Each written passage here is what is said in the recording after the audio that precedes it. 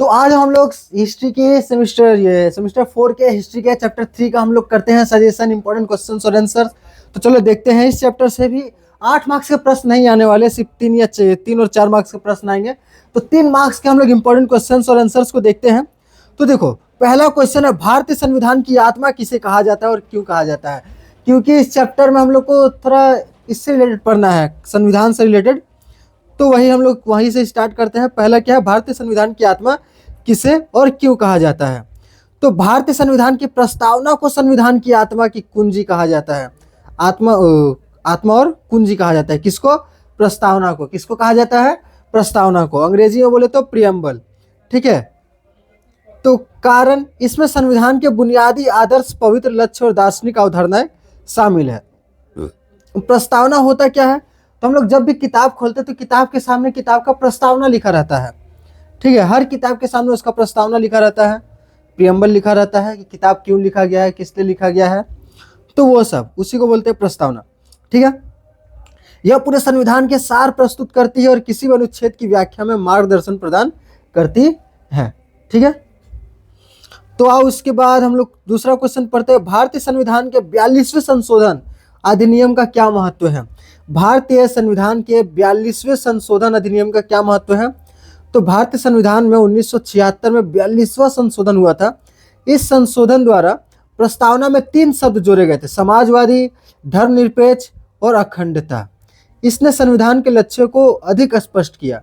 इसे लघु संविधान भी कहा जाता है क्योंकि इसने कई प्रावधानों को प्रभावित किया। देखो, तो बार बार बैक चलाता है, इसका बैक सिस्टम चेंज करना होगा। देखो, समाजवादी क्या होता है? तो ये 42वां संशोधन में कहा गया कि भारत ज़्यादातर समाजवाद की तरफ झुका रहेगा। जो समाजवाद क्या होता है कि सभी को एक समान देखना है, एक समान सभी को मौका देना है, उस तरीके का। ठीक है। धर्मनिरपेक्ष, न ये देश हिंदू का रहेगा, न ये देश मुसलमान का रहेगा, ये देश धर्मनिरपेक्ष रहेगा, किसी एक धर्म का नहीं रहेगा ये देश। और अखंडता, कोई भी राज्य इसमें आके जुड़ तो सकता है लेकिन उससे निकल नहीं सकता। ठीक है, तो भारतीय संविधान के 42वें संशोधन का अधिनियम का क्या महत्व है? तो यही महत्व है। ठीक है, भारतीय संविधान पर अमेरिकी संविधान का क्या प्रभाव पड़ा? तो इस सही में पॉलिटिकल साइंस का नोट्स इसमें नहीं ना जोड़ दिए हैं, इतिहास की किताब है। तो ये ऐसा क्वेश्चन लग रहा है कि पॉलिटी पढ़ा रहे हैं, तो पॉलिटी का नोट्स नहीं है, ये चैप्टर 3 इतिहास का ही नोट्स है जिसमें यही संविधान के बारे में दिया हुआ है। तो भारतीय संविधान में ब्रिटेन के संविधान से किन प्रावधानों, तो हम लोग कहाँ थे? अमेरिका से क्या क्या लिया गया? देखो, अमेरिका से क्या क्या लिया गया, अमेरिका में जो अच्छा था, जो वहाँ के नियम में अच्छा था, हम वो सब उठा के ये भारत के संविधान में शामिल कर लिए। कौन कौन सा शामिल किए? फंडामेंटल राइट्स, वहाँ पर लोगों को अधिकार अच्छे दिए गए थे, वो अधिकार हम लोग क्या किए? भारत के लोगों को दे दिए। क्या क्या लिए? Fundamental rights. दूसरा, वहाँ का जुडिशियरी सिस्टम। ठीक है, तो प्रस्तावना के शब्द हम भारत के लोग हैं। मौलिक अधिकार लिए गए हैं, स्वतंत्र न्यायपालिका और न्याय पुनरीक्षण, सर्वोच्च न्यायालय के न्यायाधीशों की पदोन्नति, राष्ट्रपति का कार्यालय का प्रमुख होना, कार्यपालिका का प्रमुख होना राष्ट्रपति, ये सब लिया गया है कि कार्यपालिका का, वहाँ पर अमेरिका में कार्यपालिका का प्रमुख होता था राष्ट्रपति, तो हम लोग भारत में भी राष्ट्रपति को बना दिया कार्यपालिका का प्रमुख। सर्वोच्च न्यायालय और न्यायाधीशों की पदोन्नति, देखो सर्वोच्च न्यायालय जो होता है उसका जो, उस लोग का कोई भी नेता, कोई भी प्रधानमंत्री, कोई भी वो लोग को हटा नहीं सकता उस पद से। तो उस तरीका का संविधान कानून यहाँ पे लाया गया कि जो लोग सुप्रीम कोर्ट में वो लोग अच्छे से जजमेंट दे पाए, क्योंकि अगर वो लोग कोई नेता के खिलाफ बोलेंगे तो उन लोग को हटा दिया जाएगा। लेकिन ऐसा नियम बना दिया कि उन लोग को हटाया ही नहीं जा सकता, कोई नेता उन लोग को हटा नहीं सकता है जो बहुत ऊंचे कोर्ट के जज होते हैं, सुप्रीम कोर्ट के जज, हाई कोर्ट के जज, तो लोग अच्छे से फैसला ले सके इसीलिए। तो ये चीज़ कहाँ से लिया गया था? अमेरिका से लिया गया था। स्वतंत्र न्यायपालिका और न्यायिक पुनरीक्षण, देखो स्वतंत्र न्यायपालिका स्वतंत्र होना चाहिए, उसको कोई फंड नहीं देगा, सरकार उसको पैसे नहीं देगी कोर्ट वोट को चलाने के लिए। अगर सरकार उसको पैसे दे रही है कोर्ट को चलाने के लिए, तो कोर्ट को तो सरकार का बात सुनना पड़ेगा। हम लोग मम्मी पापा से पैसे लेते हैं, तो उसके बदले हम लोग को क्या करना पड़ता है? उनका बात सुनना पड़ता है। जब अपने पैसे कमाएंगे तो हम लोग खुद का बात सुनेंगे। तो उसी तरह वैसे ही है, अगर न्यायपालिका सरकार से पैसा लेता तो सरकार का बात सुनना पड़ता, सरकार बुरे काम करती तो न्यायपालिका को उसका साथ देना पड़ता है। लेकिन अमेरिका में ऐसा नहीं था, अमेरिका में स्वतंत्र न्यायपालिका थी, तो भारत के लोगों ने भी बोला कि भारत का भी न्यायालय स्वतंत्र होगा। ठीक है, मौलिक अधिकार, भारत के लोगों को मौलिक अधिकार दिया गया, कहीं भी घूम सकते हैं, पढ़ना अनिवार्य कर दिया गया, और भी बहुत कुछ अधिकार है।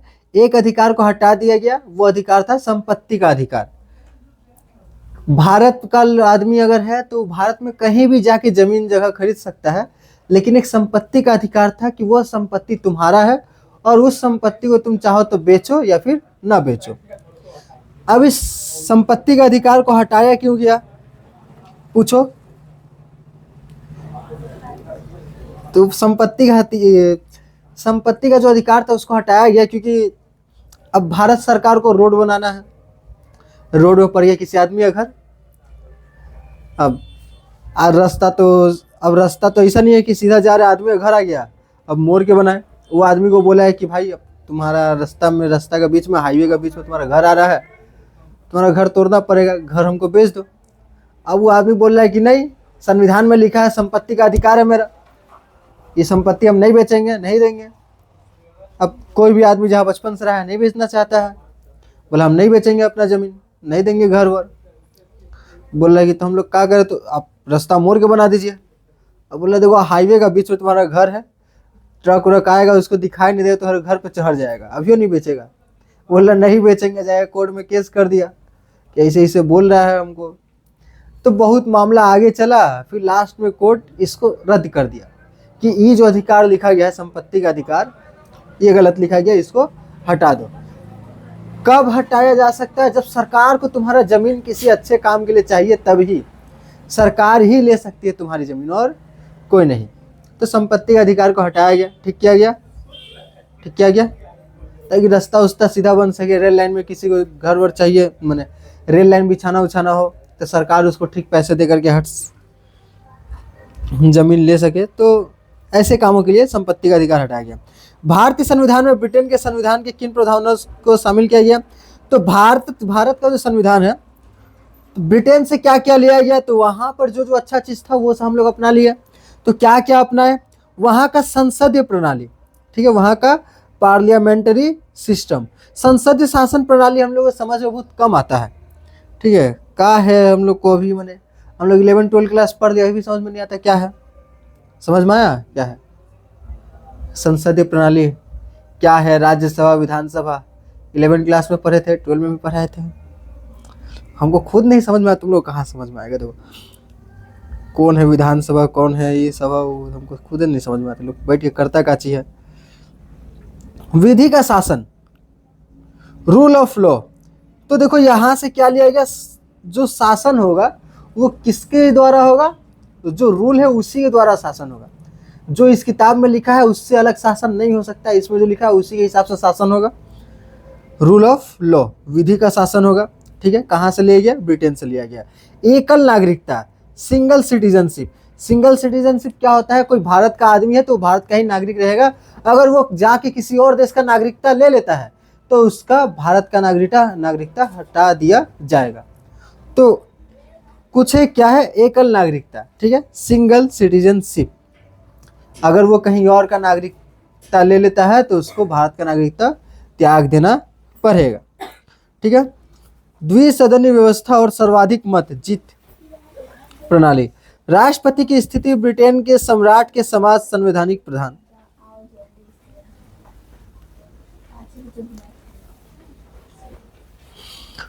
द्विसदनीय व्यवस्था, 2 सदन रहेंगे, और क्या लिया गया, सर्वाधिक मत जीत, जिसको सबसे ज्यादा वोट मिलेगा वही जीतेगा। ये भी कहां से लिया गया, ब्रिटेन से लिया गया है। राष्ट्रपति की स्थिति ब्रिटेन के सम्राट के समान रहेगा, राष्ट्रपति की स्थिति ब्रिटेन के सम्राट के समान रहेगा, तो उस सम्राट के जैसे रहते हैं राष्ट्रपति, वो भी कहां से लिया गया, ब्रिटेन से लिया गया। समाजवादी अवधारणा का तात्पर्य क्या है, तो सोशलिस्ट शब्द को हम लोग को समझाना है।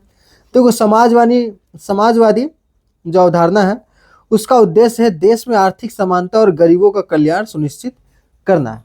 समाजवादी, हम कार्ल मार्क्स का विचार है, बहुत बार समझा है समाजवाद क्या होता है। कि समाजवाद में सब लोग क्या चाहिए, बराबर चाहिए, सभी लोग का बराबर इनकम हो, सभी लोग को समान नजरों से देखा जाए, सभी के लिए कानून बराबर काम करे, उसको कहा जाता है समाजवाद।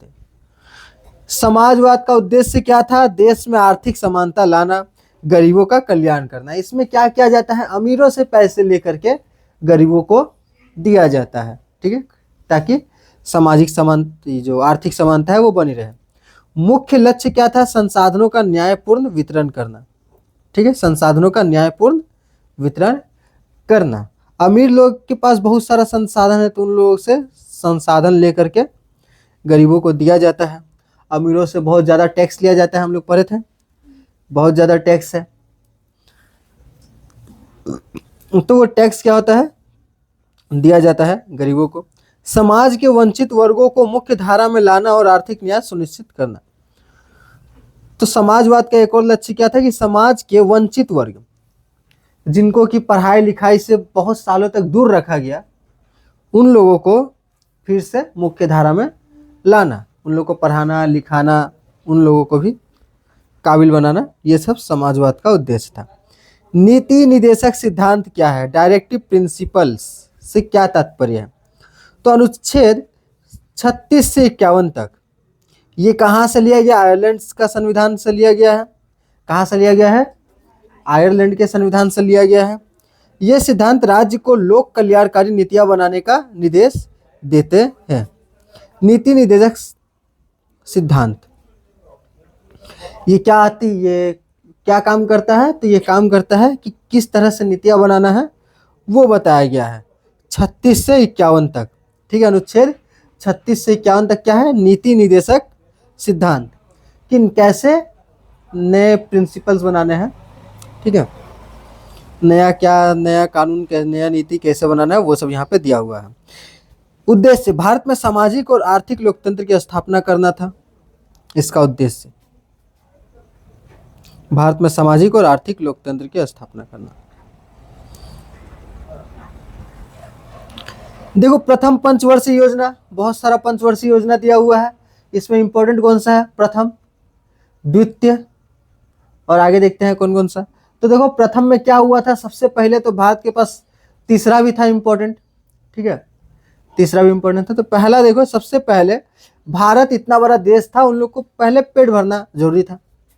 तो सबसे पहले भारत का जो खर्चा था, तो हम लोग को पता है कि पंचवर्षीय योजना क्यों स्टार्ट किया जाता है, पंचवर्षीय योजना कहाँ स्टार्ट किया जाता है, कोई बताएगा, लेडीज एंड जेंटलमैन, कोई है ऐसा। पंचवर्षीय योजना, सरकार के पास कितना पैसा है, सरकार उस पैसे को कहाँ कहाँ खर्च करेगी, इसी को खर्च करने के लिए क्या योजना बनाया जाता है कि हम इतना पैसा यहाँ खर्च करेंगे, इतना पैसा यहाँ खर्च करेंगे, हम इस चीज़ पर ज़्यादा ध्यान देंगे। तो ऐसा करने के लिए योजना पहले से बनाना जरूरी है। अगर योजना नहीं बनाया जाएगा तो क्या होगा, थोड़ा पैसा इधर खर्चा हो गया, इधर खर्चा हो गया, इधर खर्चा हो गया, पैसा जहाँ तहाँ क्या होता है, खर्चा हो जाता है। अगर हम लोग योजना बना के खर्च करेंगे तो कम होगा और सही जगह पर खर्च होगा, और योजना नहीं बनाएंगे तो जहाँ तहाँ जैसे तैसे खर्च होगा, बाद में देखेंगे जा पैसा खत्म। तो प्रथम पंचवर्षीय योजना का उद्देश्य क्या था कि ज़्यादातर पैसा किसमें खर्च करना है, ज़्यादातर पैसा किसमें खर्च करना है। अरे पढ़ो, गोल गोल हम घुरा रहे, इधर पढ़ो, इसको क्या लिखा है, तो इसे तो बोलो। आरंभ कब हुआ था पहला पंचवर्षीय योजना, 51 लिखा है, ओह 51 लिखा 1 अप्रैल 1951, ठीक है। प्राथमिकता, कृषि क्षेत्र और खाद्यान्न उत्पादन में वृद्धि। मुख्य उद्देश्य था स्वतंत्रता के बाद देश की अस्थिर अर्थव्यवस्था को सुधारना और नियोजित विकास की नींव रखना। सबसे पहले यहाँ पर करोड़ों लोगों के भूख मिटाना था, तो हम लोग सबसे पहले खेती पर ध्यान दिए, ठीक है। उसके बाद देखो क्या है, गुट निरपेक्ष आंदोलन, NAM, गुट निरपेक्ष आंदोलन हम लोग कब पढ़े थे ना, गुट निरपेक्ष आंदोलन 11 में, सेमेस्टर 1 या सेमेस्टर 2 में था। तो ये आंदोलन क्या था कि 2 विचारधारा था, अमेरिका और इधर यूएसएसआर माने रूस, और अमेरिका, अमेरिका का विचार क्या था? कैपिटलिस्ट। इसका विचार क्या था? इसका विचार पूंजीवाद, कि जो सबसे ज़्यादा होनहार है वही ज़्यादा पैसा कमाएगा, जो ज़्यादा मेहनत करेगा वही ज़्यादा पैसा कमाएगा। ठीक है, अमेरिका बोल रहा था। रूस बोल रहा था देखो हम भी जन्म लिए हैं, तुम भी जन्म लिए हो, सब पृथ्वी पर जन्म लिया है और सब चीज़ हम लोग को कहाँ से मिल रहा है? पृथ्वी से ही मिल रहा है। तो हर किसी का अधिकार है पृथ्वी के संसाधन पर और सबका बराबर अधिकार होना चाहिए। किसका बात सही है? तो जो लोग मेहनत कम करता है वो लोग को हमेशा रूस का बात सही लगता है। हाँ हाँ एकदम बढ़िया है। ठीक है, जो लोग मेहनत कम करता है, जो लोग मेहनत करता है वो लोग बोलते हैं कहा भाई हम ज़्यादा मेहनत किए, हमको ज़्यादा कमाना चाहिए। दो स्टूडेंट है, एक जन बैठ के दिन भर रील देख रहा है, ठीक, और एक जन दिन भर बैठ के पढ़ाई कर रहा है। अमेरिका के हिसाब से जो पढ़ाई कर रहा है, जो ज़्यादा मेहनत कर रहा है उसको ज़्यादा पैसा मिलेगा। तो रूस के हिसाब से दोनों को बराबर पैसा मिलेगा। तो ये बोलेगा कि हम इतना पढ़ाई लिखाई करके लाभ का हुआ, उसका कोई पढ़ाई लिखाई नहीं करेगा।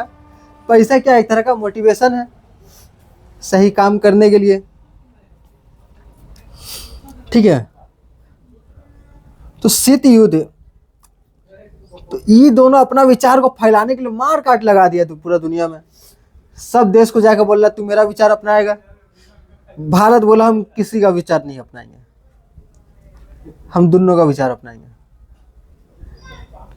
तो थोड़ा सा क्या रखा? पूंजीवाद, थोड़ा सा ज़्यादातर समाजवादी। जब स्टार्टिंग में हुआ था तब ज़्यादातर क्या था? समाजवाद, कि सब गरीब लोगों को देखना था। और अभी क्या है? अभी ज़्यादा झुकाव पूंजीवाद की तरफ है। सिर्फ भारत का ही नहीं, ज़्यादातर दुनिया का ही अभी ध्यान कहाँ है? पूंजीवाद की तरफ। ठीक है, रूस भी जो समाजवाद का बात करता था अभी भी पूंजीवाद की तरफ है।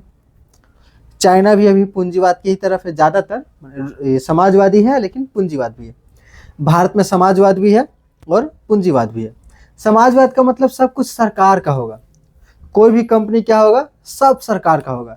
टीवी बनाने का कंपनी सरकार का होगा, लाइट बनाने का कंपनी सरकार का होगा, फोन बनाने का कंपनी सरकार का होगा। जितना पैसा, जितना कमाई होगा सब सरकार को मिलेगा और सरकार सबको पैसा बराबर बांटेगी। ये था समाजवाद। ठीक है, कि सब कुछ क्या होगा? सरकारी होगा। तो भारत में सब कुछ सरकारी है? अभी नहीं है। जब स्टार्टिंग हुआ था तब भारत में सब कुछ सरकारी था। जो फोन, तार वाला फोन था वो भी सरकार ही लगाता था। जितना कुछ था सब कुछ सरकार का था, लेकिन बाद में सब प्राइवेट किया गया।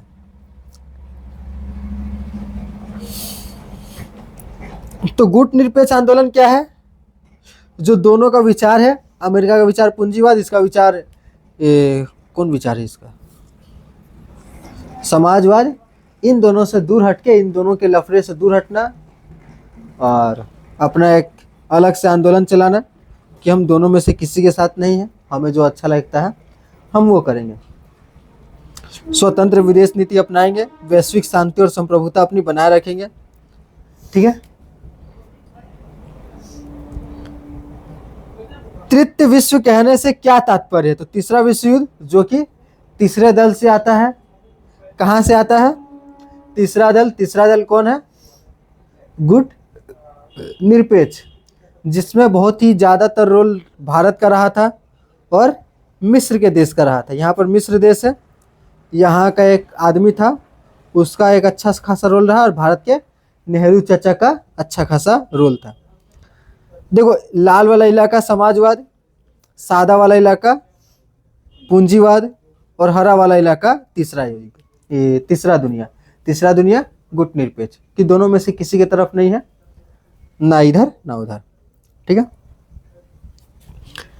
मुख्य रूप से एशिया, अफ्रीका और लैटिन अमेरिका के विकासशील और नव स्वतंत्र देश।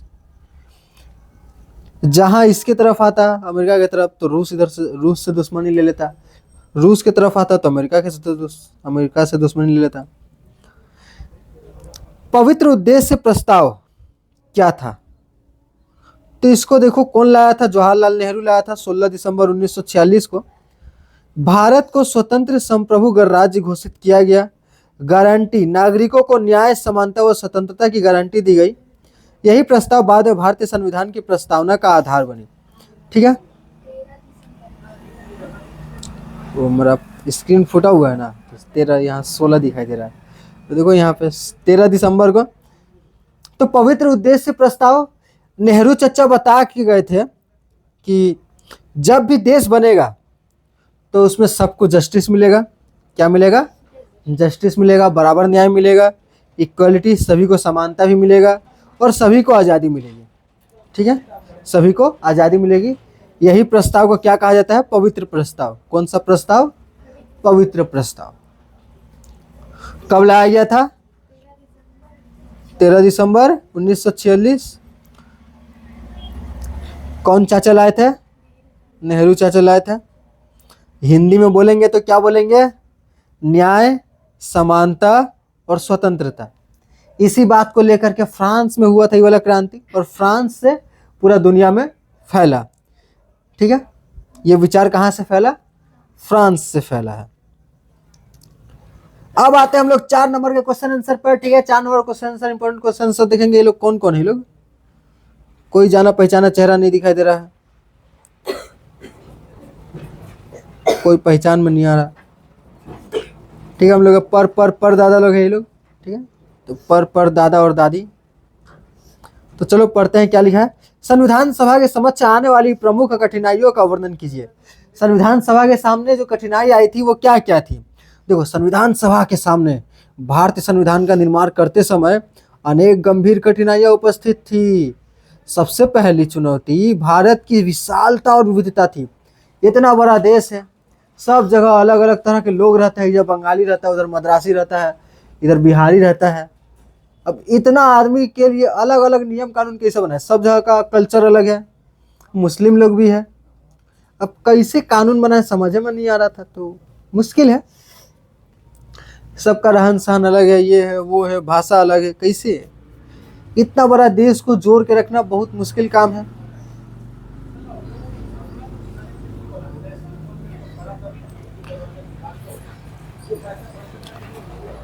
भारत में विभिन्न धर्मों, भाषाओं, जातियों और संस्कृति के लोग रहते थे, जिनके सबके हितों को ध्यान में रखकर एक समान संविधान बनाना अत्यंत कठिन कार्य था। एक नियम से इतने बड़े देश को बांधना बहुत ज्यादा मुश्किल काम था। ठीक है, दूसरी बड़ी समस्या क्या थी? दूसरी बड़ी समस्या थी सांप्रदायिकता।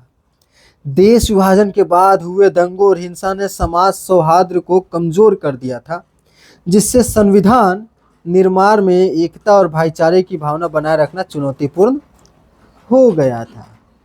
सांप्रदायिकता का मन है हिंदू मुस्लिम की भावना, एक धर्म का दूसरे धर्म से लड़ाई हो जाना, झगड़ा हो जाना, ये सब है सांप्रदायिकता। तो ये भी देश में फैल गई थी जब तक देश आज़ाद हो रहा था। उसके बाद से वो कम नहीं था कि गांधी जी को एगो सिख आदमी आके मार दिया। उसके बाद सिख आदमी लोग से दुश्मनी हो गया, सब सिख लोग को पकड़ पकड़ के मारे हुए ना। इंदिरा गांधी को एगो सिख आदमी मारा था, इंदिरा गांधी को एगो सिख आदमी मार दिया था गोली से। उसके बाद देश में जितना सिख था सबको निकाल के मारा था हिंदू लोग। तो उस टाइम भी बहुत सारा सिख मारा गया, अभी बहुत कम बचा है सिख लोग। तीसरी कठिनाई देशी रियासतों की समस्या थी। लगभग तीसरी कठिनाई क्या थी? 565 गो रियासत था, छोटा छोटा देश था। उन सबको कैसे एक किया जाए, जिन्हें भारत में विलय के लिए तैयार करना आवश्यक था, अन्यथा देश एक खतरे में पड़ सकती थी। ठीक है, 565 गो छोटा देश था, उससे मिलकर क्या बना? भारत बना।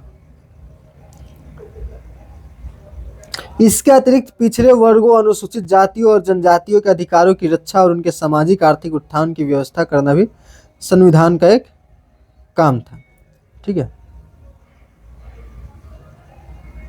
संविधान के लिए अनिवार्य था। पिछड़े वर्ग और जो क्या थी, अनुसूचित जाति, जनजाति, पिछड़े वर्ग, तो उन सब जातियों को भी बराबरी का अधिकार देना ये सब जरूरी था, इसलिए संविधान बनाया गया। इन सभी कठिनाइयों के बावजूद संविधान सभा ने संतुलित और समावेशी संविधान का निर्माण किया, और इन सब के बावजूद एक ऐसा संविधान लाया गया जो कि इन सभी समस्याओं को पूरा करता था। तो एक बार सैल्यूट कर दो संविधान निर्माता लोग को, सैल्यूट करो इसे करके। कौन एनसीसी की है कि नहीं तुम लोग? सैल्यूट करना नहीं सिखाया? अच्छा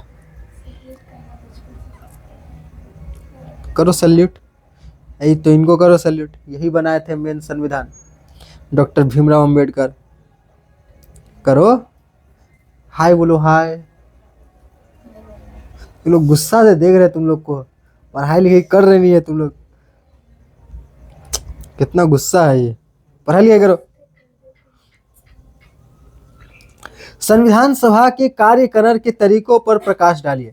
संविधान सभा के कार्यकरण के तरीकों पर प्रकाश डालिए। देखो संविधान सभा ने संविधान निर्माण के लिए क्या क्या किया था।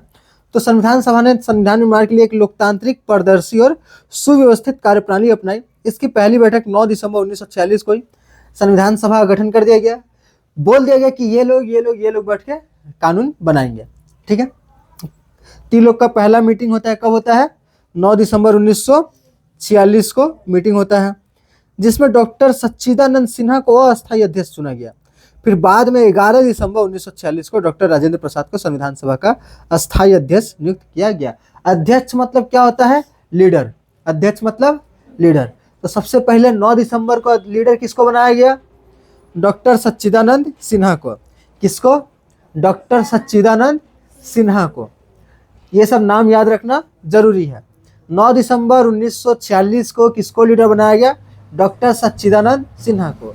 फिर उसके ठीक 2 दिन बाद परसों क्या हो गया? 11 दिसंबर को लीडर चेंज कर दिया गया। सोचो डॉक्टर सच्चिदानंद सिन्हा को कितना खराब लगा होगा कि हमको बनाया क्या था जब हटाना था। तो 11 दिसंबर को किसको बनाया गया? राजेंद्र प्रसाद। नाम सुना सुना लग रहा है, राजेंद्र प्रसाद को बनाया गया। कार्य को प्रभावी ढंग से पूरा करने के लिए संविधान सभा ने विभिन्न समितियों का गठन किया। इनमें सबसे महत्वपूर्ण प्रारूप समिति थी, जिसके अध्यक्ष डॉक्टर बी.आर. अम्बेडकर। इन समितियों ने संविधान के अलग अलग विषयों पर गहन अध्ययन किया। ठीक है, तो इतना बड़ा संविधान है। अब जैसे तुम लोग का इतिहास है, किताब लिखा जाता है या फिर सजेशन लिखा जाता है, तो सजेशन तुम लोग देखिए ना, स्कूल का सजेशन कभी खरीदी है? सजेशन तुम लोग 10 क्लास में खरीदी थी ना? 12 में कहाँ नहीं खरीद रही है तुम लोग? 12 में 2 बार खरीदना पड़ रहा है एक ही सजेशन, तो 2 बार किताब खरीदना पड़ रहा है, बड़ा भारी बोझ हो जा रहा है। कोई सजेशन खरीदा है तो लेके आओ ना, मांगूंगे। ठीक है, स्कूल जाना, झाड़ के लेके आ जाना, अगला दिन बैग में रख देना। तो लोग बैग कोई नहीं देखता, एक दिन नहीं रहेगा तो लोग को पता नहीं चलेगा। खुलती है बैग, चेक करके देखती है कौन कौन सा कॉपी है, किताब है। तुम काहे रोने लगती हो? डॉक्टर यहाँ भी कोई सेंसेशन बात बोले भी नहीं है, इधर कहानी वानी नहीं सुना रहा है। कहानी सुनाएंगे अपना 5वां अंक। वो वीडियो ठीक नहीं बना था तो इसलिए उसको डिलीट कर दिया। कार्य को प्रभावी ढंग से पूरा करने के लिए संविधान सभा ने विभिन्न समितियों का गठन किया था। तो देखो इतना बड़ा, हम सजेशन का कहानी क्या सुना रहे थे? सजेशन जो इतना बड़ा है, देखो एक आदमी इतना बड़ा सजेशन लिख सकता है? नहीं। तो सजेशन जो निर्मल प्रकाशन का आदमी लोग है, जो कोई भी सजेशन है, विजय सजेशन है, वो लोग क्या करता है कि सब मास्टरों लोग को चिट्ठी लिखता है कि देखिए आप ये टॉपिक पे लिख दीजिए, आप ई टॉपिक पे लिख दीजिए, आप ई टॉपिक पे क्वेश्चन आंसर बना दीजिए, आप ई टॉपिक पे क्वेश्चन आंसर बना दीजिए। अब वो लोग जब लिख के एक जगह इकट्ठा करता है तो उसके बाद लोग सजेशन में सब बैठा देता है कि टॉपिक सही इंपॉर्टेंट है, और सब टीचर लोग का नाम लिख देता है, ये सब टीचर लोग का नाम लिख देता है कि लोग लिख के दिया है। तो एक आदमी का उतना बड़ा सजेशन लिख पाना मुश्किल था। ठीक है, तो क्या किया गया, सबको टॉपिक दे दिया गया कि ये सब टॉपिक से आप लोग इंपॉर्टेंट क्वेश्चन आंसर लिख के दीजिए, और हम क्या करेंगे, एग्जाम लेके छाप देंगे, और उसके बदले उन लोग को पैसा मिल जाता था। तो यही है। तो इसका भी अलग अलग समिति बना कि आप लोग ये वाला कानून बनाइए, आप लोग ये वाला कानून बनाइए, आप लोग ये वाला कानून बनाइए। ठीक है, अलग अलग ग्रुप में बांट दिया गया था। तो एक प्रारूप समिति था, ड्राफ्टिंग समिति, ड्राफ्टिंग कमेटी। इसके हेड कौन थे? Doctor B R. अम्बेडकर। कौन थे? भीमराव अम्बेडकर। कौन थे? भीमराव अंबेडकर। संविधान निर्माण की प्रक्रिया में लगभग 2 वर्ष 11 महीने और 18 दिन लगे। देखो इनका पूजा भी होता है, बहुत सारे घरों में तुम इनका पूजा करते हुए देखोगे। ठीक है, ये पिछड़े जाति के लोगों के लिए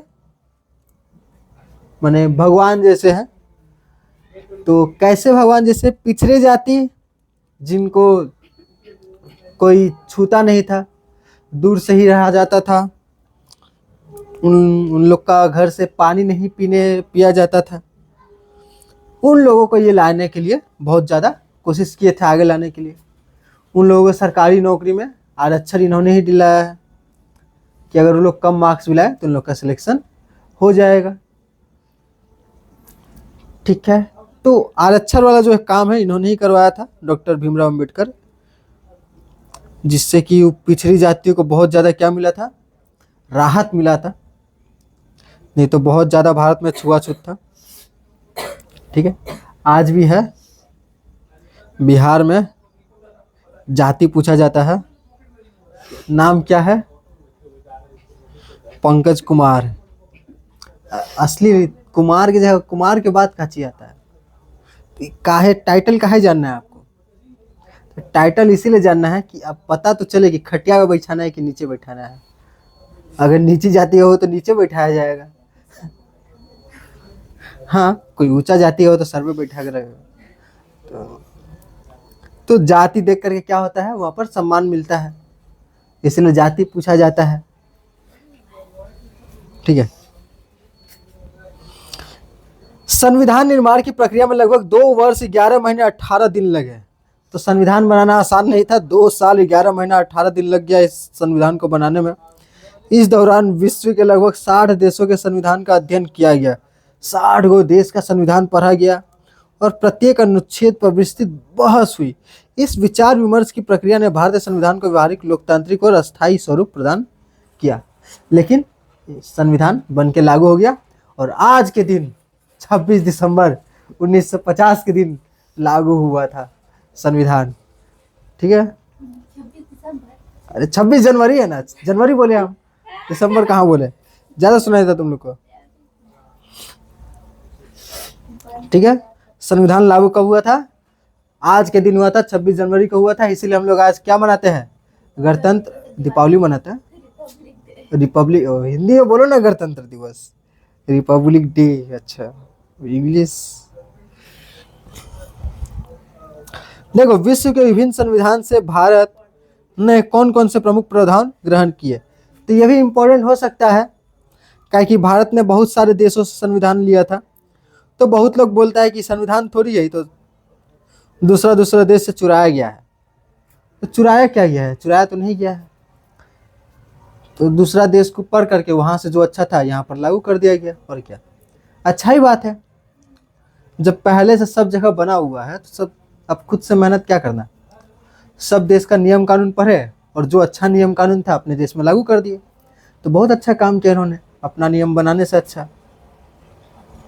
ठीक, तो विश्व के विभिन्न संविधान से भारत ने कौन से प्रमुख प्रावधान ग्रहण किए?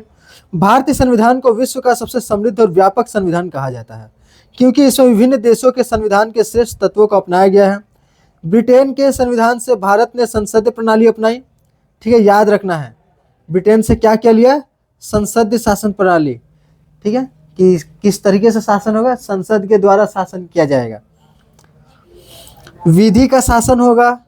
किसका शासन होगा? विधि का शासन, माने कुछ भी खुद से नहीं करेगा, जो भी किया है, जो भी करेगा संविधान में लिखा होना चाहिए, उसका उल्लंघन नहीं होना चाहिए, संविधान के हिसाब से ही काम होगा। ठीक है, एकल नागरिकता की अवधारणा ग्रहण की। अमेरिका के संविधान से मौलिक अधिकार प्रस्तावना की भावना। देखो अमेरिका से क्या क्या लिया गया? मौलिक अधिकार, प्रस्तावना की भावना। अच्छा, प्रस्तावना की भावना कविता बन गया इधर। और स्वतंत्र न्यायपालिका का सिद्धांत लिया गया। कहाँ एकल नागरिकता? एकल नागरिकता वो ब्रिटेन से लिया गया था। मौलिक प्रस्तावना की भावना, स्वतंत्र न्यायपालिका का सिद्धांत लिया गया। आयरलैंड के संविधान से राज्य की नीति निर्देशक तत्व अपनाए गए, जिनका उद्देश्य सामाजिक और आर्थिक न्याय की स्थापना करना था। ये 3 को ही इंपॉर्टेंट है। ब्रिटेन से क्या लिया गया? अमेरिका से क्या लिया गया?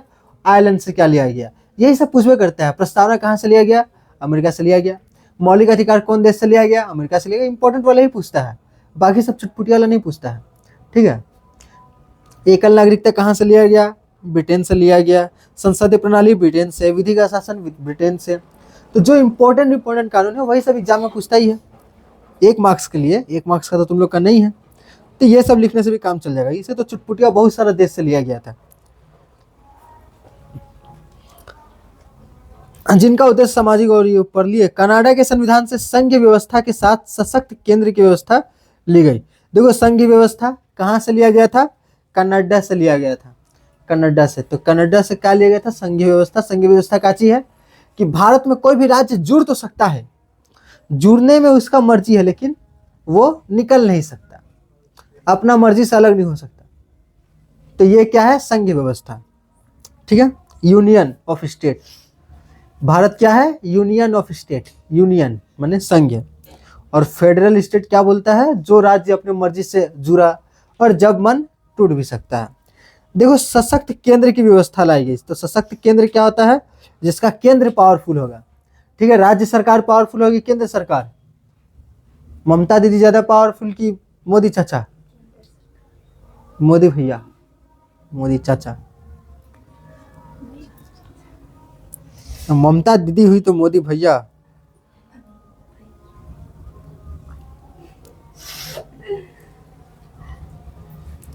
कनाडा के संविधान से संघीय व्यवस्था के साथ सशक्त केंद्र की व्यवस्था ली गई। इसके अलावा जर्मनी से आपातकालीन प्रावधान लिया गया। देखो आपातकालीन प्रावधान भी इंपॉर्टेंट है। कहाँ से लिया गया, जर्मनी से। आपातकालीन क्या होता है, जब भी देश में कोई इमरजेंसी का सिचुएशन हो जाए, तो जैसे कोई राज्य में बहुत बड़ा दंगा वंगा हो गया, तो वहाँ से मुख्यमंत्री को हटा दिया जाता है, और वो शासन सीधा कहाँ से चलेगा, केंद्र से चलने लगेगा। जैसे भारत में मान लो बंगाल में दंगा वंगा लग गया, तो स्थिति आउट ऑफ कंट्रोल हो गई, तो देश ममता दीदी के हाथ से राज्य निकल के कहाँ चल जाएगा, सीधा मोदी चाचा के हाथ में। उसके बाद बंगाल में क्या करना है क्या नहीं, मोदी चाचा का डिसीजन होगा, और उसको राज्यपाल देखता है। तो राज्यपाल इंपॉर्टेंट है आदमी। तो ये अगर ऐसा कुछ नियम है, तो ये कहाँ से आया, जर्मनी से हुआ। एक बार लगा था आपातकाल, कब लगा था, तो इंदिरा गांधी के समय लगा था। रूस से मौलिक कर्तव्य लिए गए। देखो भारत कुछ आदमियों को मौलिक कर्तव्य है, अधिकार दिए गए हैं, तो कर्तव्य भी है। तो कहाँ से मौलिक कर्तव्य लिए गए हैं, रूस से, ठीक है। दक्षिण अफ्रीका से संविधान संशोधन की प्रक्रिया को अपनाया गया है, कि संविधान माने एकदम पत्थर पे लिखी गई लकीर नहीं है, इसको चेंज भी किया जा सकता है, ठीक है। तो कहाँ से लिया गया चेंज करने का नियम, दक्षिण अफ्रीका से लिया गया। जैसे कि चेंज हुआ था, बताया ना, कौन सा अधिकार चेंज हुआ था, 7वां अधिकार, संपत्ति का अधिकार चेंज हुआ था। तो उसको चेंज करने का भी नियम कानून है, तो वो कहाँ से लिया गया, दक्षिण अफ्रीका से लिया गया। इस प्रकार भारतीय संविधान विभिन्न संविधानों को संतुलित और सफल समन्वय करता है। यहाँ पर जितना भी संविधान लिखा गया है, संविधान किन किन देशों से लिया गया, सारा इंपॉर्टेंट वाला लिखा गया है, ठीक है। तो इसको अगर हम लोग पढ़ लेते हैं तो बढ़िया रहेगा, कहीं से भी सवाल पूछेगा हम लोग बता देंगे। तो इसको पढ़ डाला तो लाइफ झिंगा लाला, ठीक है। तो इसको याद कर लेना, एग्जाम झिंगा लाला, एग्जाम झिंगा लाला नहीं जाएगा। अगर इतिहास में जो क्वेश्चन पेपर पैटर्न दिया है उस हिसाब से दिया, तो क्या दिया है कि कोई और है ही नहीं, सीधा 8 मार्क्स में जाके और दिया है, और इधर 3 मार्क्स में कोई और नहीं दिया, 4 मार्क्स में कोई और नहीं दिया है, सारा कंपलसरी करना होगा। तो एकदम पिन पॉइंट है। और दिया रहता है तो अच्छा लगता है एग्जाम में, कि हाँ इसको करो, ये नहीं आ रहा तो इसी वाला कर लो, दोनों में से एक जो ठीक से पढ़ता था वो लोग को लग ही जाता था एगो उत्तर। जो लोग नहीं पढ़ता वो लोग के लिए कोई फायदा नहीं है, काहे कि वो लोग को पहले और भी नहीं आता है, पहले तो लोग को और भी नहीं आता, अब वो लोग के लिए इतनी नहीं है। मन वो लोग के पास चॉइस ही क्या है, जो लोग नहीं पढ़ के आया। पढ़ी है इतिहास में क्या चैप्टर है, नहीं पता, इतिहास में क्या चैप्टर है, अमेरिका से ही बताओ कहाँ गया, एकल नागरिकता कहाँ से लिया गया, अमेरिका से कि ब्रिटेन से?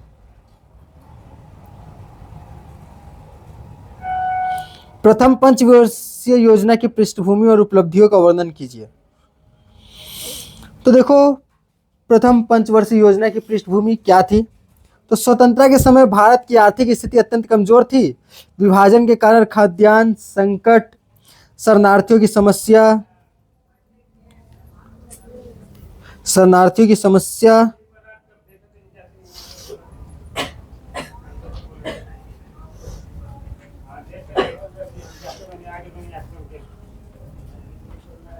स्केल कैसे हटेगा अब?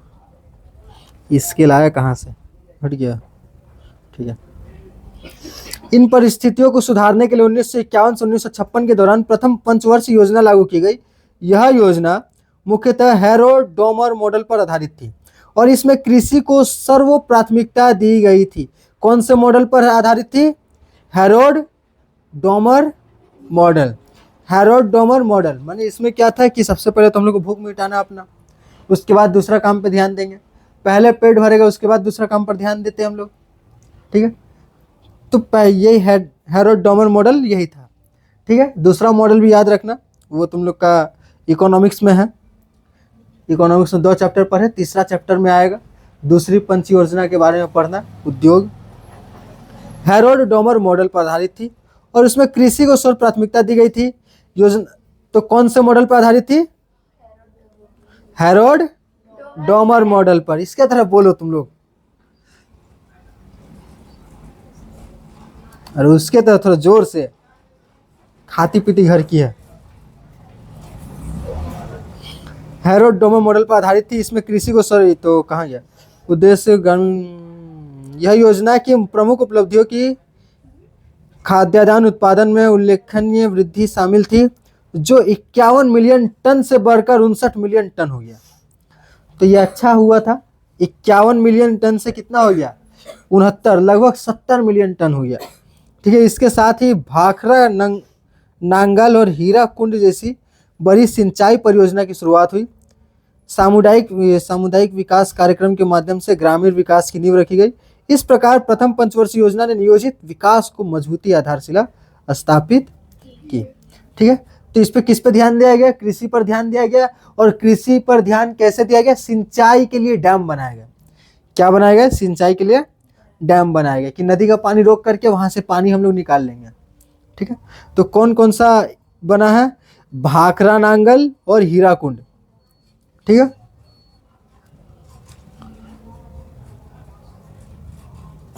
उसके बाद देखो द्वितीय पंचवर्षीय योजना। दूसरे पंचवर्षीय योजना, जब हम लोग को भूख मिट गया तो हम लोग को अब किस पे ध्यान देना था? काम पर, कि बहुत सारे लोग बेरोजगार हैं और अब बेरोजगार है तो क्या उन लोगों को काम तो देना पड़ेगा। और काम कैसे देंगे? तो काम कैसे मिलेगा जब बहुत सारे लोग क्या करेंगे? बिजनेस करेंगे। तो ध्यान दिया गया बिजनेस पर। और बिजनेस पर भी ध्यान देने के लिए हम लोग को क्या चाहिए? कि तुमको मान लो कि कोई कारखाना खोलना है, ठीक है। कैसा कारखाना खोलना है? छोटा सा कोई कारखाना खोलना है, चप्पल बनाने का कारखाना खोलना है, ठीक है। अच्छा, तो कुछ दूसरा एग्जाम्पल ले लो। काची का? अच्छा, मान लो चप्पल बनाने का कारखाना खोलना है तुम लोग को। तो चप्पल तुमको नहीं खोलना है, चप्पल बनाने का कारखाना हम खोलेंगे चप्पल। तो चप्पल मान लो बनाने का कारखाना खोला, चप्पल बनाने के लिए तो मशीन लगेगा, मशीन लोहा का मशीन लगेगा। अब लोहा का मशीन जो है वो भारत में मिलवे नहीं करता था। बड़ा बड़ा लोहा का मशीन भारत में मिलवे नहीं करता था। जैसे मान लो अलमारी का कारखाना बनाना, अलमारी बनाने का, तो उसका भी तो भारी भारी मशीन लगेगा। भारी भारी मशीन लोहा का मशीन रहता है और लोहा का भारत में बन में नहीं करता था। तो ये मॉडल का नाम था Mahalanobis model, PC Mahalanobis model, ठीक है। कौन सा मॉडल? पीसी महालनोबिस मॉडल, ठीक है। PC Mahalanobis model. ई का बोला ये आदमी, तो पीसी महाल बोली से एगो बहुत बढ़िया एकदम पढ़ा लिखा आदमी था। वो बोला कि अगर भारत की इकोनॉमी को बढ़ाना है तो हम लोग को छोटे बिजनेस को बढ़ावा देना होगा, मतलब छोटे बिजनेस को लगने वाला मशीन जो है उसको बनाना पड़ेगा। ठीक है, छोटे बिजनेस को लगने वाला मशीन उसको बनाने के लिए एक बड़ा कारखाना बनाना पड़ेगा जिसमें बहुत ज्यादा पैसा लगेगा। तो बहुत बड़ा बड़ा स्टील प्लांट बैठाया गया, बहुत खर्चीला, ठीक है, बहुत खर्चीला। 1956 से 1961 तक क्या चला था? द्वितीय पंचवर्षीय योजना। कब से कब तक? 1956 से, अरे 1956 से 1961 तक, ठीक है। द्वितीय पंचवर्षीय योजना भारतीय औद्योगिक विकास की दृष्टि से अत्यंत महत्वपूर्ण थी। यह योजना पीसी महालनोबिस मॉडल पर आधारित थी, जिसका मुख्य उद्देश्य भारी उद्योगों और आधारभूत संरचना का विकास करना था। भारी उद्योग मतलब क्या? कि बहुत बड़े बड़े मशीन बनाने वाला कारखाना बनाना है, और वो जो मशीन बनाएगा वो दूसरे कारखानों को लगेगा। ठीक है, इस योजना के अंतर्गत भिलाई, देखो भिलाई, राउरकेला, दुर्गापुर में इस्पात संयंत्रों की स्थापना की गई। दुर्गापुर में, ठीक है, इस्पात लोहा का कारखाना बहुत बड़ा बड़ा खोला गया। इससे भारत के औद्योगिक ढांचे की मजबूती मिली। इस योजना ने आधुनिक भारत के औद्योगिक विकास की नींव रखी। हालांकि योजना पूरी तरह सफल नहीं रही। देखो, तो इस योजना में क्या हुआ था कि अब देखो लगा था क्या, बहुत बड़ा बड़ा लोहा का कारखाना बनाने वाला मशीन, इतना बड़ा लोहा का कारखाना बनाने वाला मशीन में अब आदमी बेरोजगार तो बहुत था, और बहुत बड़ा बड़ा लोहा कारखाना वाला मशीन में तो ज़्यादा आदमी लोग लगता नहीं है, ज़्यादातर काम मशीन से ही होगा, काहे कि उतना भारी भारी लोहा है, इंसान से काम होगा नहीं, मशीन से ही होगा। तो इस उद्योग पर काम किए गए तो ज़्यादा लोगों को काम नहीं मिल पाया। ठीक है,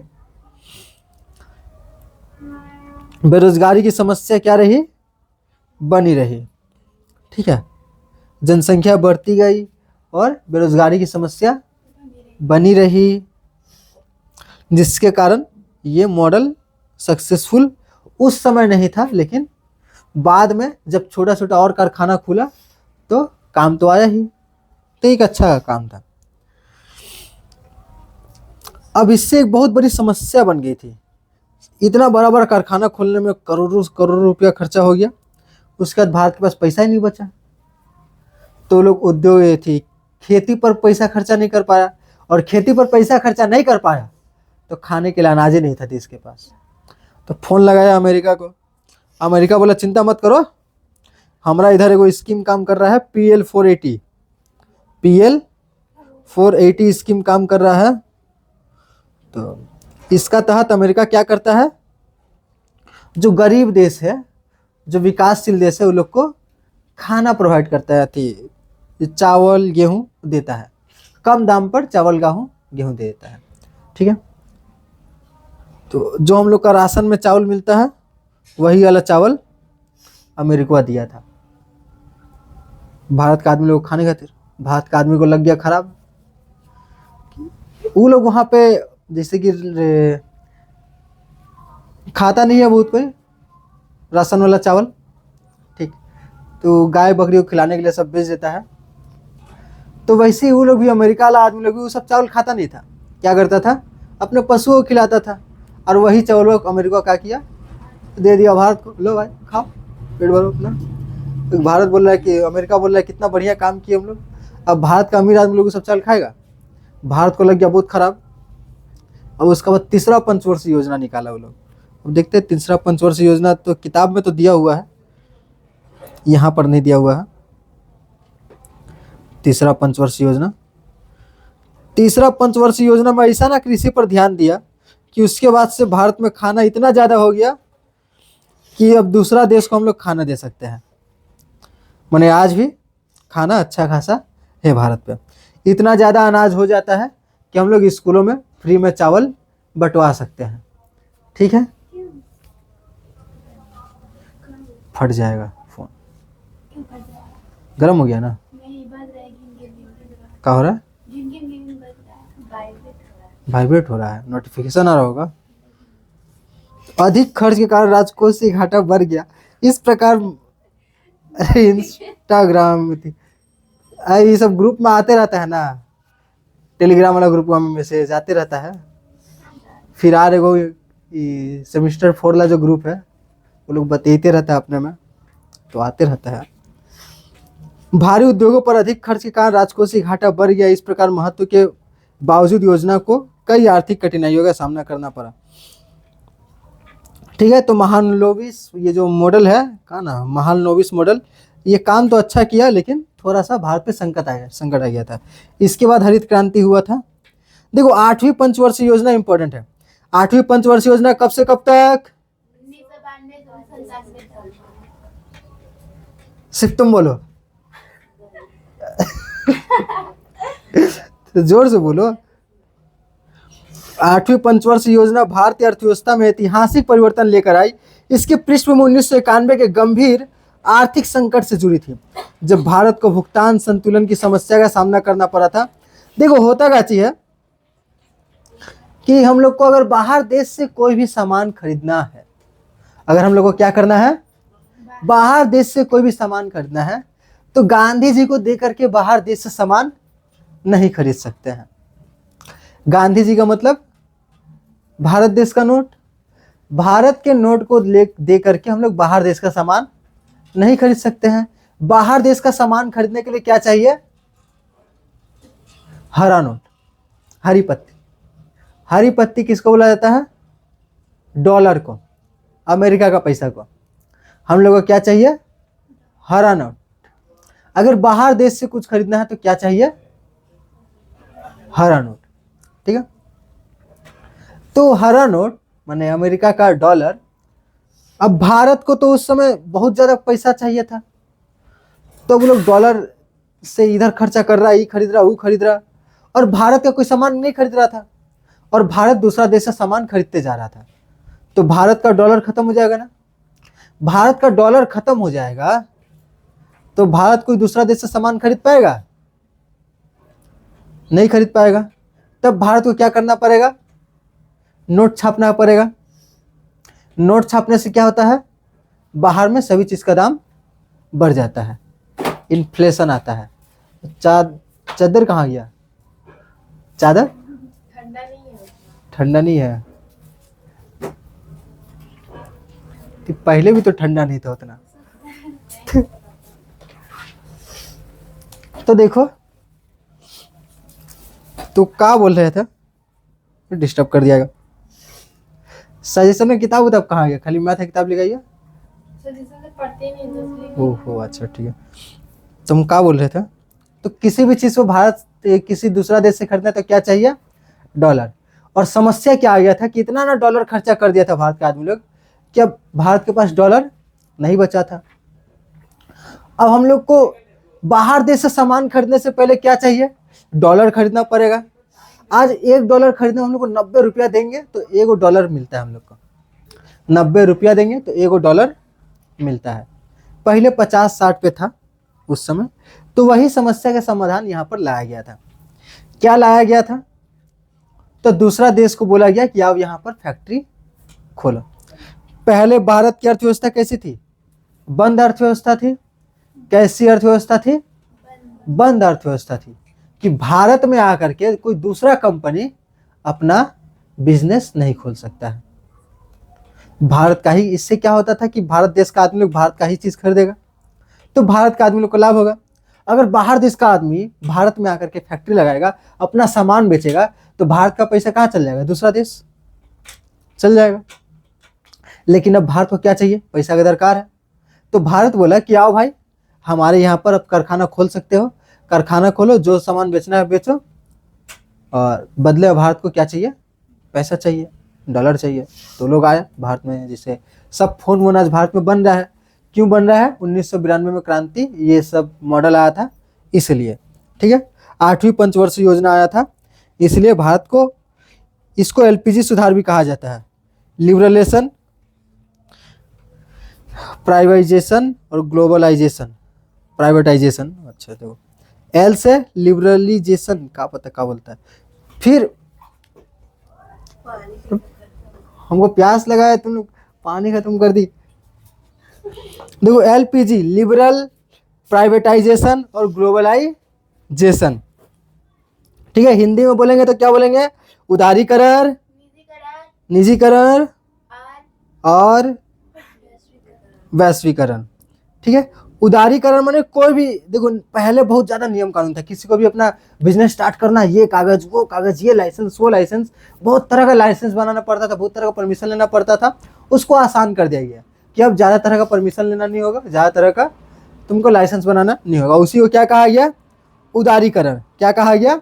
उदारीकरण। किसी को बिजनेस खोलना है तो उसको आसान कर दिया गया। ठीक है, कौन सा वर्ष योजना में, कौन सा पंचवर्षीय योजना था? 8वीं। कब स्टार्ट हुआ था? 1992 से 97 तक। ठीक है, निजीकरण। निजीकरण माने पहले सब सरकारी होता था, सरकार ये करेगा, सरकार वो करेगा, ऐसा करेगा वैसा करेगा, लेकिन उसके बाद क्या हो गया? प्राइवेटाइजेशन। क्या प्राइवेट कंपनियां भी आके ये सब काम कर सकती है। ठीक है, जैसे पहले टेलीकॉम कंपनी क्या थी? खाली सरकार की थी टेलीकॉम बात करने वाला कंपनी, लेकिन बाद में प्राइवेट कंपनी आया। अभी क्या चल रहा है? प्राइवेट कंपनी चल रहा है, जियो, एयरटेल, VI, ये सब क्या है? प्राइवेट कंपनी है। BSNL क्या है? सरकारी कंपनी है। पहले खाली सरकारी कंपनी रहता था, अभी क्या है? प्राइवेट कंपनी है। ठीक है, तो क्या किया गया? प्राइवेटाइजेशन किया गया और ग्लोबलाइजेशन किया गया। ठीक है, क्या किया गया? ग्लोबलाइजेशन, कि पूरे देश के लिए खोल दिया गया देश, कि अब तुम लोग भी अपना सामान लाके भारत में बेच सकता है। ठीक है, अब भारत का बाहर का सामान भारत में आके बेचेगा तो भारत को लाभ होगा कि नुकसान होगा? नुकसान एक तरफ से देखें तो नुकसान तो है ही, क्योंकि अगर भारत का आदमी लोग दूसरा देश का, ये भी दूसरा चाइना का फ़ोन है, तो पैसा ज़्यादातर कहाँ चल जाएगा? चाइना में। ठीक है, लेकिन जो लाने में जो टैक्स लिया गया था, वो टैक्स का पैसा भारत सरकार को मिल जाएगा। बस यही एक लाभ है कि टैक्स का पैसा मिलेगा। प्राथमिकता दी गई, सरकारी नियंत्रण को कम किया गया। तो समझ में आया LPG सुधार क्या था?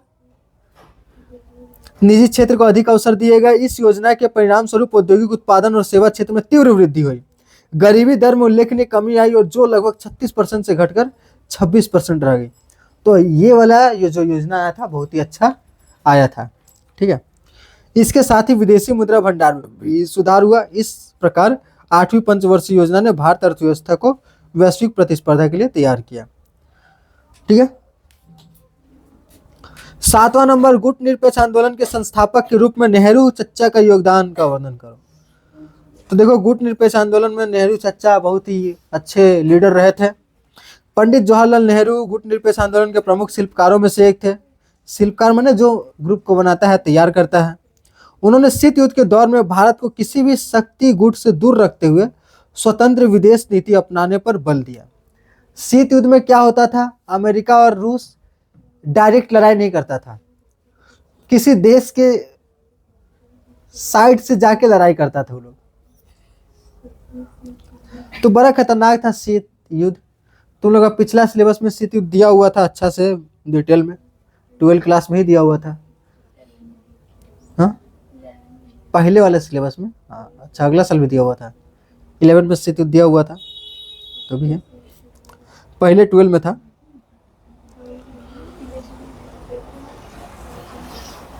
का तो भारत को किसी भी शक्ति गुट से दूर रखते हुए स्वतंत्र विदेश नीति अपनाने पर बल दिया गया। 1954 में उन्होंने पंचशील सिद्धांत प्रस्तुत किए, जिनमें शांतिपूर्ण सह अस्तित्व, संप्रभुता का सम्मान और आंतरिक मामलों में हस्तक्षेप न करने जैसे सिद्धांत शामिल थे। 1955 में बांडुंग सम्मेलन में नेहरू ने एशियाई और अफ्रीकी देशों को एकजुट कर साम्राज्यवाद के खिलाफ साझा मंच प्रदान किया। इसके बाद 1961 के बेलग्रेड शिखर सम्मेलन की पहल कर उन्होंने गुट निरपेक्ष आंदोलन को एक संगठित वैश्विक मंच के रूप में स्थापित किया। नेहरू के प्रयासों से गुट निरपेक्ष आंदोलन अंतर्राष्ट्रीय राजनीति में एक प्रभावशाली शक्ति बन सका। तो नेहरू चच्चा का अच्छा खासा योगदान है गुट निरपेक्ष आंदोलन में।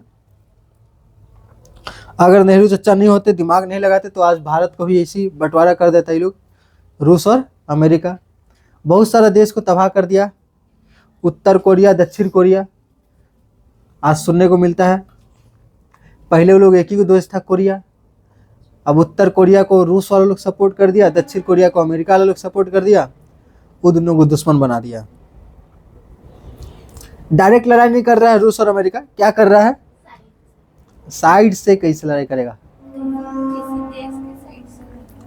अरे रूस क्या कर रहा है, उत्तर कोरिया को बम गोली दे रहा है, मार। और अमेरिका क्या कर रहा है, दक्षिण कोरिया को बम गोली दे रहा है, तू मार। अरे लड़ ये दोनों रहा है, लड़ाई लड़ रहा है कोरिया और उत्तर कोरिया, दक्षिण कोरिया लड़ा रहा है वो दोनों। और वो दोनों डायरेक्ट अपने से हमला नहीं कर रहा है एक दूसरे से। जैसे अभी यूक्रेन का युद्ध चल रहा है, इनडायरेक्टली लड़ रहा है अमेरिका और रूस। इनडायरेक्टली, डायरेक्टली नहीं लड़ रहा है, इनडायरेक्टली लड़ रहा है। कैसे? रूस तो डायरेक्टली यूक्रेन से लड़ रहा है, और यूक्रेन को बम गोली पहुंचा रहा है अमेरिका, मार तो लोग रूस को। तो इनडायरेक्टली कौन लड़ रहा है? अमेरिका। बम गोली जो दे रहा है कौन दे रहा है? अमेरिका दे रहा है। खाना पानी यूक्रेन को कौन दे रहा है? अमेरिका दे रहा है। इतना साल से युद्ध लड़ रहा है यूक्रेन। एगो न्यूज बनाया था ये लोग, युद्ध को मोदी चचा रुकवा दिए थे, रुको भारत का आदमी लोग को जाने दो, उसके बाद युद्ध लड़ना। हाँ, पबजी का युद्ध चल रहा था कि मोदी चचा, अभियो चल रहा है, बहुत साल से चल रहा है, 3-4 साल हो गया होगा, लड़ाइयाँ कर रहा हो दोनों।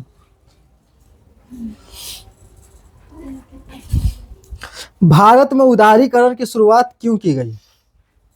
भारत में उदारीकरण की शुरुआत क्यों की गई? अरे तो उदारीकरण क्या है? तो हम बोले ना, उदारीकरण माने कंपनी को क्या करना, कंपनी लोग को थोड़ा छूट दे देना कि अब इतना ज़्यादा लाइसेंस नहीं लगेगा, इतना ज़्यादा परमिशन नहीं लेना होगा, कंपनी आराम से खोल सकता है। ठीक है, तो देखो क्यों किया गया था। भारत में उदारीकरण की शुरुआत 1991 में गंभीर आर्थिक संकट के कारण की गई थी। भारत के पास देश को चलाने के लिए पैसा नहीं था, सारा डॉलर खत्म हो गया था, तो सब नेता लोग आया गया, सब खा गया पैसा वैसा। उस समय देश का विदेशी मुद्रा भंडार अत्यंत कम हो गया था और भुगतान संतुलन की स्थिति बिगड़ चुकी थी। भुगतान संतुलन क्या होता है? अगर हम लोग बाहर देश से बहुत ज़्यादा सामान खरीद रहे हैं और अपना देश से बहुत कम सामान बेच रहे हैं, तो भुगतान संतुलन बिगड़ता है। भुगतान संतुलन बिगड़ता काहे है?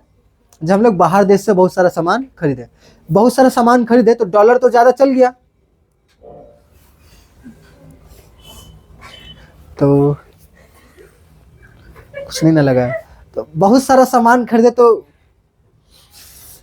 भारत का डॉलर चल गया।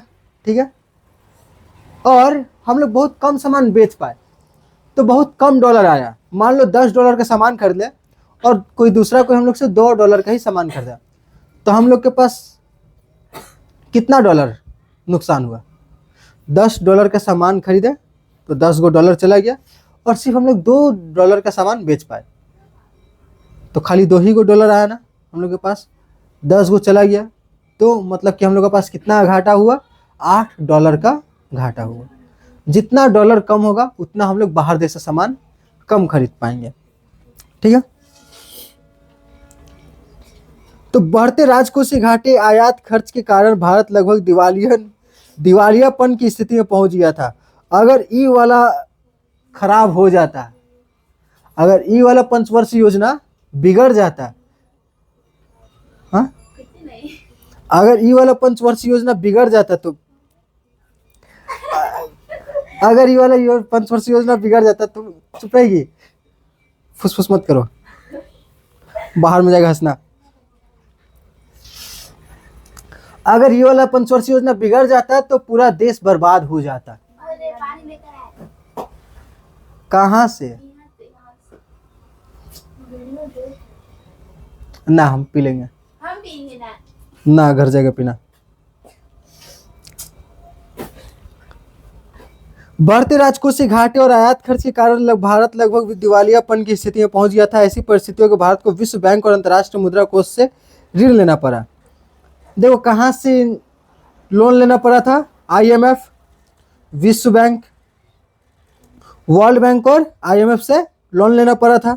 अब ये लोग शर्त रख दिया कि अगर तुम लोग को लोन तो देंगे, लेकिन हम दूसरे देशों के लिए भी तुम लोग का बाजार खोलना पड़ेगा, दूसरा देश लोग आके तुम्हारे यहाँ पे सामान बेचेगा, तुम लोग को ये सब देखना पड़ेगा। तो इसके अलावा पुराने लाइसेंस के राज के कारण उद्योग और व्यापार और अत्यधिक सरकारी नियंत्रण था, जिससे विकास की गति धीमी हो गई थी। उदारीकरण का उद्देश्य इन बाधाओं को दूर करना, निजी निवेश को प्रोत्साहित करना और भारतीय अर्थव्यवस्था को विश्व प्रतिस्पर्धा के योग्य बनाना था। इस प्रकार उदारीकरण आर्थिक स्थिति और विकास के लिए आवश्यक हो गया था।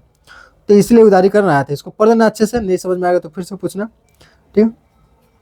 उदारीकरण कहाँ लाया था? कहा कि भारत के पास डॉलर नहीं बचा था, एकदम बहुत ही नुकसान में चल रहा था, राजकोषीय घाटा बहुत ज़्यादा हो रहा था। राजकोषीय घाटा हम लोग पढ़े इकोनॉमिक्स में, क्या होता है जब सरकार चलाने का खर्च बहुत ज़्यादा बढ़ जाए लेकिन सरकार का इनकम ना बढ़े, तो राजकोषीय घाटा होता था।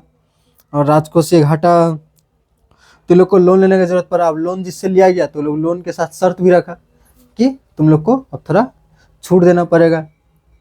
और पहले सरकार बहुत ज़्यादा नियंत्रण रखता था, बहुत तरह का लाइसेंस लेना पड़ता था बिजनेस स्टार्ट करने के लिए, उसको कम किया गया, ठीक है। संविधान के संरक्षक के रूप में न्यायपालिका की भूमिका का वर्णन कीजिए। संविधान के संरक्षक के रूप में कि तुम्हारा कोई मौलिक अधिकार है, तुम्हारा अधिकार कोई छीन ना ले, ठीक है। संविधान के संरक्षक के रूप में न्यायपालिका की भूमिका का वर्णन कीजिए। तो देखो, अगर कोई तुम्हारा अधिकार क्या करता है, छीनता है, तो तुम जाके कोर्ट में उसके खिलाफ केस कर सकती हो। भारतीय न्यायपालिका को संविधान का संरक्षक और व्याख्याकार माना जाता है। इसका प्रमुख कार्य संविधान की सर्वोच्चता बनाए रखना है। न्यायपालिका नागरिकों के मौलिक अधिकारों की रक्षा करती है। इसके लिए उच्च न्यायालय और सर्वोच्च न्यायालय को रीट जारी करने का अधिकार प्राप्त है। इसके अतिरिक्त न्यायपालिका के पास न्यायिक पुनर्लोकन की शक्ति है, जिसके तहत वह सरकार द्वारा बनाए गए किसी भी ऐसे कानून को रद्द कर सकती है जो संविधान के मूल ढांचे के विरुद्ध हो। जब संविधान के किसी धारा में अस्पष्टता होती है, तब सर्वोच्च न्यायालय द्वारा की गई व्याख्या को अंतिम और बाध्यकारी माना जाता है। इस प्रकार न्यायपालिका कार्यपालिका और विधायिका पर नियंत्रण रखकर लोकतंत्र और संविधान की रक्षा करती है। तो अगर न्यायपालिका कोई गलत कानून बना दे, गलत संविधान बना दे, तो न्यायपालिका के पास क्या रहता है, ये अधिकार है कि वो उसको रद्द करा सकती है, बंद करा सकती है, ठीक है। अगर कोई तुम्हारे मौलिक अधिकार को छीन रहा है, मौलिक अधिकार है कुछ, ठीक है, हम लोग पढ़े थे पिछला सेमेस्टर 3 या 2 में पढ़े होंगे, तो पॉलिटिकल साइंस में जो एक नोट्स निकाले थे, दिए थे, तो उसमें मौलिक अधिकार लिखा हुआ था। अगर वो सब खत्म किया जाता है, जैसे एक तुम्हारा मौलिक अधिकार है कि भारत का वासी हो, तो तुम भारत में कहीं भी जाके जमीन वमीन खरीद सकती हो, रह सकती हो, कहीं भी बिजनेस खोल सकती हो भारत में, ठीक है। तो अगर कोई तुमको ये करने से रोक रहा है तो तुम जाओगी न्यायपालिका में, हाँ, केस कर दोगी।